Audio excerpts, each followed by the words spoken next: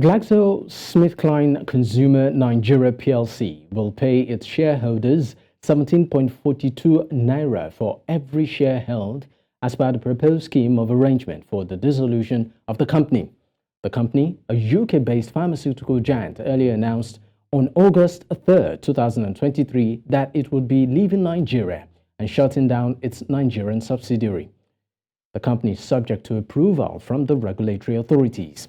But according to the statement signed by the company's secretary, Frederick Ichekwai, the company has received a no objection from the Securities and Exchange Commission to propose a scheme of arrangement for its shareholders.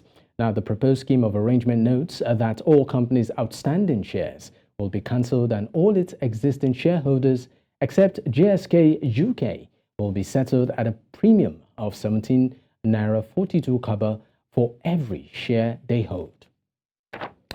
Of course, joining me right now on the news to discuss this further is Kassim Garba, CEO, A.P.T, Securities and Funds, to shed more light on this. Thank you so much for your time.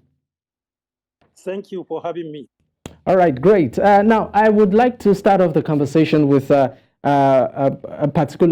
arrangement or the proposed arrangement, the proposed scheme of arrangement, which notes that all companies' outstanding shares will be cancelled and that all its existing shareholders, except GSK UK, will be settled a premium of 17.42 naira for every share they hold. Would you like to break down what this particular arrangement actually entails? Well, it is made very clear that by so doing this, the GSK will be delisted from the Nigerian exchange. Not only delisted from Nigerian exchange, they went back out of the country. What it means that their product, the Panadol, and many of their product that is known to us, we only buy them through a trader who will be as an agent for the GSK UK. So he will receive the product and will buy from him. No more GSK Nigeria again.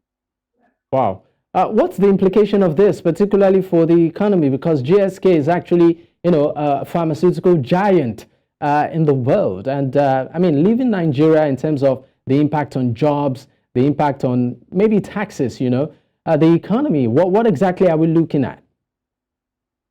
Well, the impact are so many. One, at this material time that the government is looking for way to improve employment.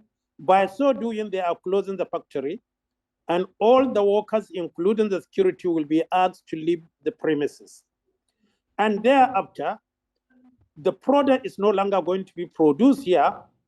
And what we are only after the VAT and the tax of the agent. So the corporate tax will no longer be available for us. At the same time, it encourages other companies to also follow the suit. Remember, these are the companies that came through 1976 privatization. They did not on their own decided to come, but this is not the first one.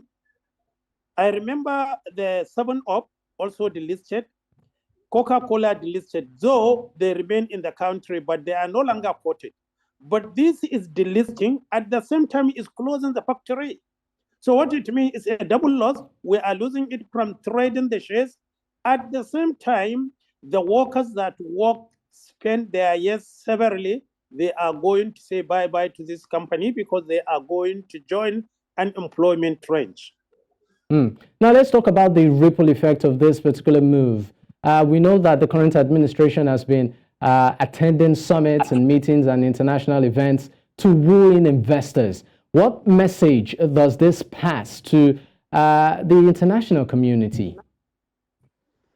Well, for the international community, they look at it, this is a policy designed to delist all their companies, not only in Nigeria, across sub-Saharan Africa.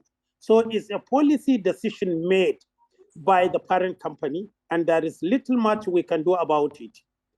At the same time, this is a policy that works against the interests of the nation because it will be completely delisted from the listing of the security in the Nigerian exchange. So the share is no longer trading.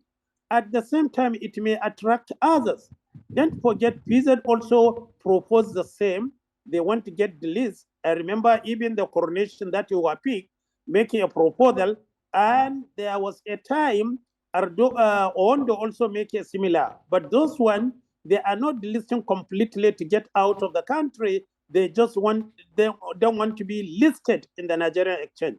But in the case of this one, they are listing and they are closing their factory, even though I learned reliably that they have sold majority of their equipment and the facility to an existing pharmaceutical company which is working in Nigeria and doing very well.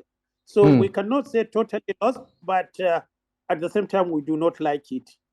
Of course, I mean, talking about opportunities, we know that, I mean, they would say that once one door closes, another, opens. Do you think that currently Nigeria companies, particularly in that sector, has what it takes to actually bridge the gap that GSK will be leaving in terms of products, in terms of job opportunities, even in terms of revenue for the government? I don't think so, because don't forget that GSK acquired other pharmaceutical company. There is a Stalin pharmaceutical company acquired by GSK, and there is another pharmaceutical company that acquired by GSK, Smith. So all these companies now they are going, and today the most reliable one is the Pixel, which is a local industry. May and Baker, they already the father left and changed it to May and Baker, which is a welcome development. I will have loved GSK decided to change their name and sell entire factory to another one that may decide to be listed. But in the case of their own, it's a policy by the UK that sub-Saharan Africa, they don't need to be there. So what we will do is for the government to come with a policy to encourage more industries that will come in pharmaceutical that don't allow traders. Because the more you allow traders, the more you are discouraging those that will come and do the business. So encourage those that can only produce, so that only production of the product within the system that will be here. And if we do that one, more pharmaceutical company will come and lay their this rather than promoting traders. We will promote producers. So the government, the National Assembly need to come out with a policy to insist that for you to be an agent of a trader, you must have a plan exist on the ground, or only the existing manufacturing company should be allowed to import those products that they cannot produce. If they do that, you will see that such of GSK will not go, because they have many products that are house named in Nigeria. So if they know that the trader will not be allowed to trade without manufacturing, they have no choice than to come back.